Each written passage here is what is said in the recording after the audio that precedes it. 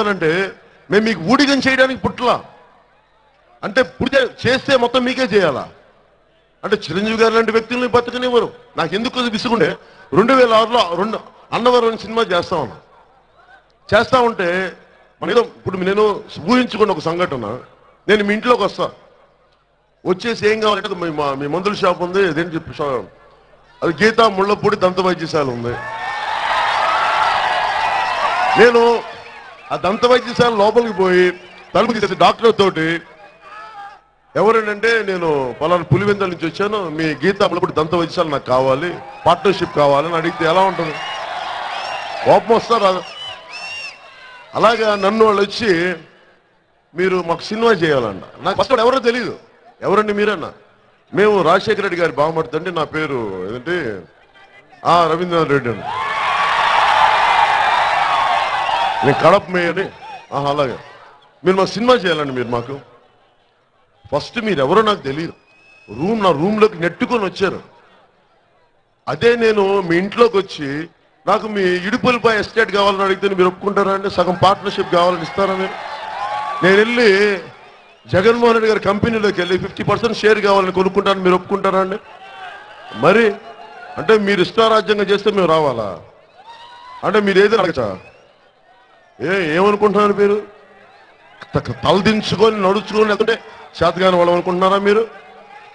మీ దగ్గర కిరాయి మోకలు ఉన్నాయి, వెనకాల ఫ్యాక్షనిస్ట్ బ్యాక్గ్రౌండ్లు పెట్టుకుని వేషాలు వేస్తానంటే తోలు తీసి కింద కూర్చోబెడతాను, పిచ్చి పిచ్చి వేషాలు వేయకుండా దగ్గర. ఏం తమాషాలు చేస్తున్నారా మీరు? ఏం రాజకీయం అంటే మీళ్ళలోనైనా మేము బతకూడదా? మేము ఓకే, మేము రాజకీయాల్లోకి రాము, మా బతుకులు మేము బతుకుతామంటే కూడా వచ్చి మా బతుకులను మీకు భాగస్వామ్యం కావాలంటే కాళ్ళు కిల్లర కూడా కింద కూర్చోబెడతాను. నాకు ఆ రోజు అంతా కోపం వచ్చింది. ఏం మాట్లాడుతున్నారు మీరు? ఏం మాట్లాడుతున్నారు మీరు? తలకెక్కి కొట్టుకుంటున్నారా పొగరు ఒక్కొక్కళ్ళు? వేల కోట్లు సంపాదించి ఏమనుకుంటున్నారు? భారతదేశం సంఖ్యలను తెంచుకున్న భారతదేశం మీరు కూర్చోబెట్టి బెదిరిస్తే మర్యాదగా అడుగు, అవకాశం కావాలా అడుగు, మర్యాదగా అడుగు. అన్నా నీకు సినిమా చేయాలని ఉంది, నాకు ఇష్టం అది చేస్తా, మాకు ఇష్టం వచ్చి చేస్తాను, కథ నచ్చితే చేస్తా.